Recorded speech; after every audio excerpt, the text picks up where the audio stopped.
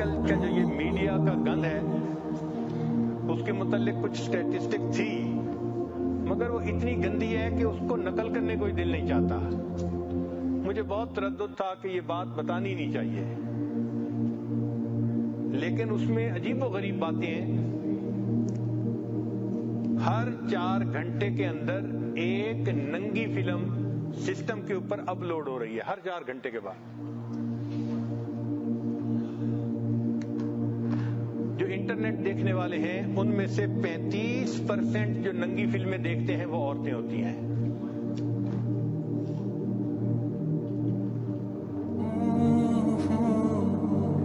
ہر روز جو ای میل لکھی جاتی ہیں ان میں سے 2.5 بلین ای میل جو ہوتی ہیں وہ سیکس سے متعلق ہوتی ہیں. 2.5 بلین ڈیلی ای میل وہ سیکس سے متعلق ہوتی ہیں.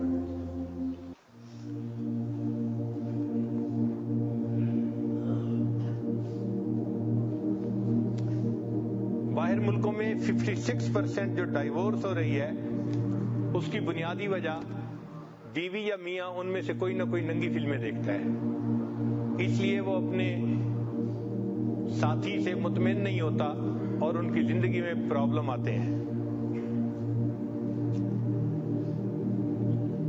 3 سٹیجز ہیں، یہ ذرا سمجھنے والی بات ہے کہ عام طور پہ ہر نوجوان سمجھتا ہے کہ یہ ننگی فلمیں بری چیز ہے، مگر اس کا عادی بنا دیا جاتا ہے، ایڈکشن اس کی ہو جاتی ہے. لوگ جیسے شراب کا نشہ ہوتا ہے، ننگی فلموں کا اسی طرح نشہ ہو جاتا ہے. اور اس کے 3 سٹیپس ہیں.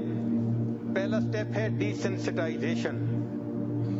ڈی سینسٹائزیشن کا مطلب یہ کہ جو بندہ ننگی فلمیں دیکھنے لگ جاتا ہے تو وہ پھر برے کو برا نہیں سمجھتا. یعنی شروع کے چند دن تو ملامت ہوتی ہے، پھر وہ روٹین بن جاتی ہے. تو پہلے سٹیپ کو کہتے ہیں ڈی سینسٹائزیشن. پھر دوسرا سٹیپ آ جاتا ہے، اس کو کہتے ہیں ایکسیپٹنس، کہ بندہ اس برائی کو پھر تسلیم کر لیتا ہے. اور تیسرا سٹیج ہے ڈسٹارشن.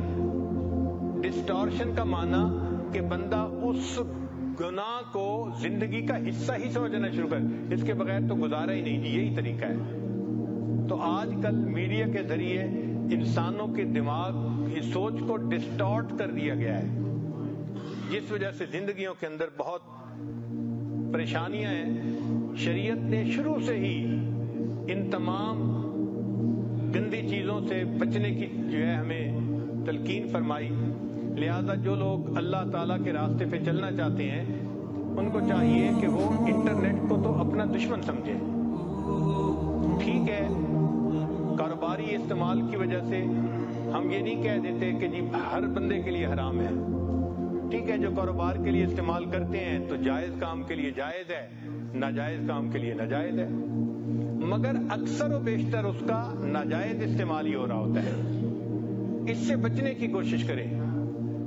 اور فیس بک کے بارے میں تو جواز کا فتویٰ ہی نہیں ہو سکتا، چونکہ کسی نے مجھے یہ بتایا جو اس لائن کے لوگ ہیں کہ فیس بک پہ جو بندہ جاتا ہے پورے 5 منٹ کے اندر کوئی نہ کوئی غیر محرم لڑکی اس کے سکرین پہ آ جاتی ہے. تو اگر 5 منٹ کے اندر اس نے غیر محرم لڑکی کو دیکھنا ہے تو اس کا کھولنے کا جواز ہی نہیں دیا جا سکتا. تو فیس بک پہ تو جانا ہی حرام ہے، یوں سمجھ لیں. جو اللہ کا قرب حاصل کرنے والے لوگ ہیں وہ اس میڈیا کے گند سے اپنے آپ کو بچائیں. اور ہو سکتا ہے کہ اسی گند کی وجہ سے ان کی ترقی نہ ہو رہی ہو. وہ بڑھنا چاہتے ہیں مگر ان کے پاؤں بندھے ہوئے ہیں. اللہ تعالیٰ اس گرفتاری سے ہماری جان چھڑائے. اور پھر اس کا فائنل نتیجہ لکھا ہوا ہے کہ طلاقیں ہو جاتی ہیں اور بندے ڈائیورس ہونے کے بعد ڈپریشن ہو جاتی ہے، اور ڈپریشن کے بعد اس کا انجام کہ وہ لوگ خودکشی کرتے ہیں. جن لوگوں کو ایسی فلمیں یا ایسی چیزیں دیکھنے کی عادت ہو ان کے لیے بھی چند نصیحتیں ہیں، وہ ذرا سن لیجئے. یہ کام کی باتیں ہیں کہ وہ بندہ اپنی ول پاور کو بڑھائے. سب سے پہلا کام ڈٹرمنیشن پاور، ول پاور. چونکہ ول پاور مضبوط ہوگی تو انسان انٹرنیٹ پہ تو کام کرے گا مگر گندی ویب سائٹ پہ نہیں جائے گا، اور اگر ول پاور کمزور ہوگی تو پھر خود بخود اس طرف کھنچ جائے گا۔ تو ول پاور کو مضبوط کریں ذکر کی کثرت کے ذریعے سے، اور جن لوگوں کو اللہ نے مضبوط قوت ارادی دی ہے ان اللہ والوں کی صحبت میں بیٹھنے سے اپنی قوت ارادی کو مضبوط کریں۔ پھر جو لوگ ایکسرسائز کرتے ہیں ان کی بھی ول پاور مضبوط ہو جاتی ہے۔ جو لوگ مناسب سوتے ہیں رات کو ان کی ول پاور بھی مضبوط ہوتی ہے۔ پھر جو لوگ فاسٹنگ روزہ رکھتے ہیں، روزہ رکھنے سے بھی ول پاور مضبوط ہو جاتی ہے۔ میڈیٹیشن جو لوگ مراقبہ کرتے ہیں اس سے بھی ول پاور مضبوط ہو جاتی ہے۔ اور ایک پوائنٹ یہ ہے کہ جو لوگ ایسا گناہ کرتے ہیں، acknowledge that you are addict, اس کو جسٹیفائی نہ کریں، اپنے آپ کو جسٹیفائی نہ کریں جی میں اس وجہ سے دیکھتا ہوں میری بیوی میری بات نہیں مانتی، میرے ساتھ ٹھیک طرح سے نہیں رہتی، لہذا میں انٹرنیٹ پہ یہ تصویریں دیکھتا ہوں۔ نہیں، ایکسیپٹ کریں کہ ہاں میرے اندر یہ گناہ موجود ہے، تب اس کی ریمیڈی ہوگی۔ ان تمام برائیوں سے بچنے کے لیے اللہ تعالیٰ کا مضبوط یقین وہ ضروری ہے۔ ہم اگر سکرین دیکھ رہے ہوتے ہیں تو اس وقت اللہ تعالیٰ ہمیں بھی دیکھ رہے ہوتے ہیں کہ یہ کیا بیٹھا تماشے دیکھ رہا ہے، اور جتنی ویڈیوز ہوں، امیجز ہوں، آڈیوز ہوں، ان سب کو ختم کر دینا چاہیے، ڈیلیٹ کر دینا چاہیے۔ اور کمپیوٹر استعمال بھی کرنا ہو تو پبلک پلیس پہ استعمال کرنا چاہیے، بند کمروں میں استعمال نہیں کرنا چاہیے۔ اور آدمی کو ٹیمپٹیشن کو برداشت کرنا یہ بھی سیکھنا پڑتا ہے۔ یہ جو شہوت کا زور ہے یہ چند لمحوں کی بات ہوتی ہے۔ انسان اگر اللہ کے لیے اس کو تھوڑی دیر روکے تو اللہ تعالیٰ اس مصیبت سے نجات عطا فرما دیتے ہیں۔ حضرت مجذوب رحمۃ اللہ فرماتے ہیں طبیعت کی رو زور پر ہے تو رک، طبیعت کی رو زور پر ہے تو رک، نہیں تو یہ سر سے گزر جائے گی، ہٹا لے خیال اس سے کچھ دیر کو، چڑھی ہے ندی یہ اتر جائے گی۔ تھوڑی دیر کے لیے انسان گناہوں سے اپنا ذہن ہٹا لے، یہ سیلاب جو چڑھ جاتے ہیں نا یہ اتر بھی جاتا ہے، یہ ختم ہو جاتی ہے۔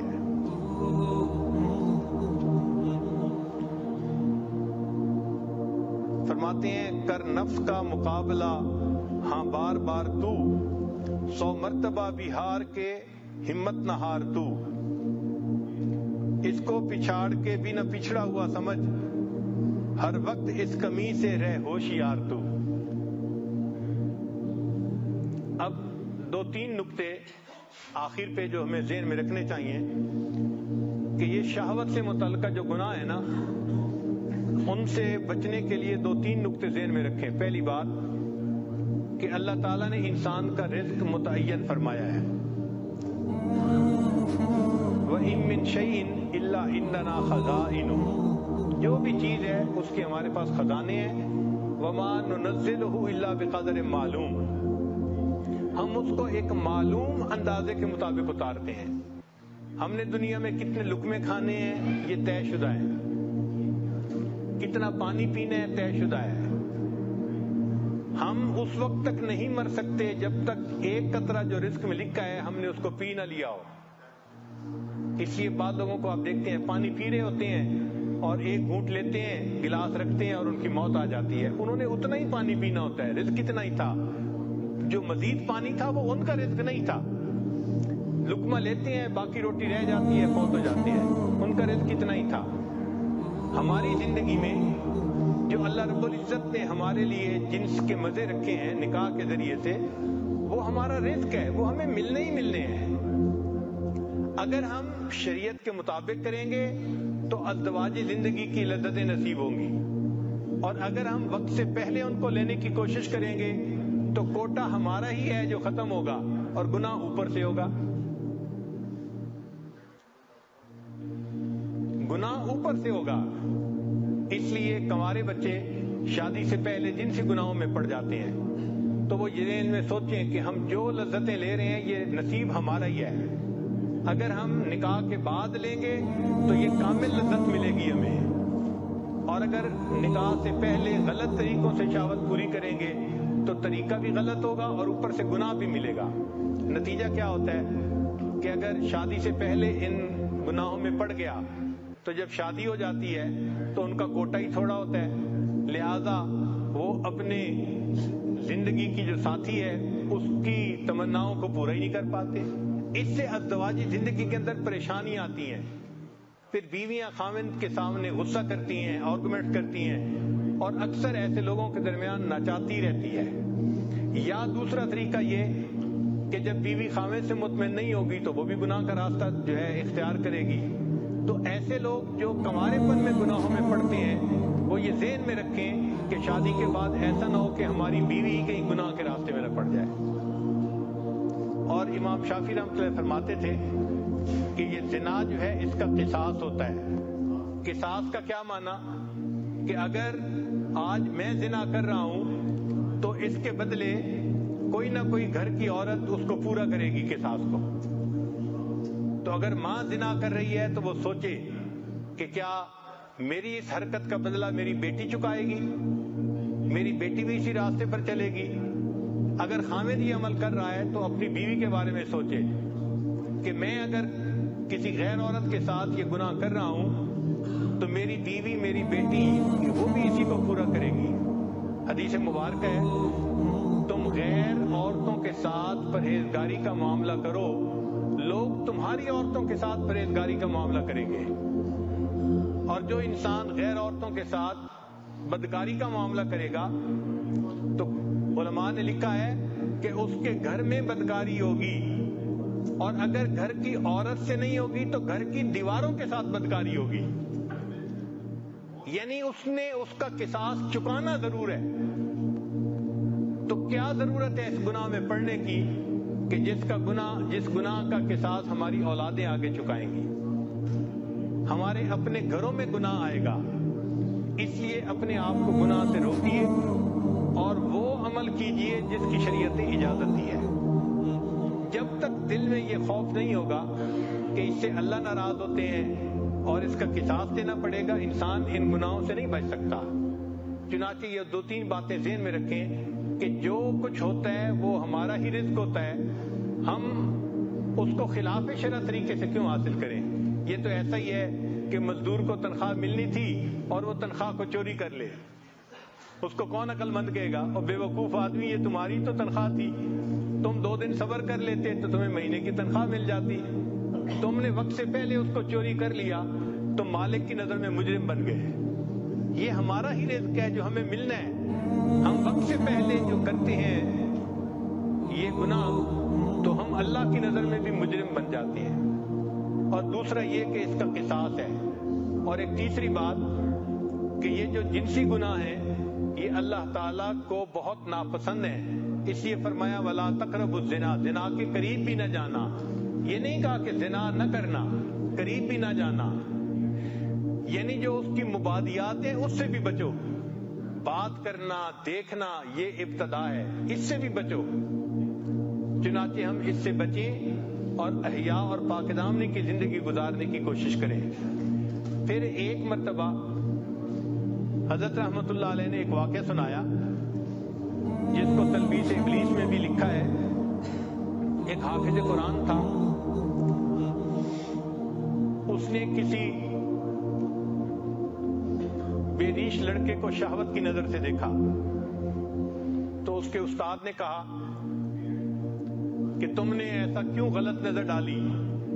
تو اس نے آگے سے جسٹیفائی کیا، نہیں میں نے تو ویسے ہی دیکھا ہے، اور کہہ دیا کہ اللہ ایسی شکلوں کو بھی جہنم میں ڈالیں گے۔ تو حضرت رحمت اللہ نے فرمایا کہ وہ حافظ قرآن تھا، اس ایک نظر ڈالنے کی وجہ سے 20 سال کے بعد قرآن پاک ہی بھول گیا۔ تو جب یہ بیان میں واقعہ سنا تو مجھے بہت پریشانی ہوئی۔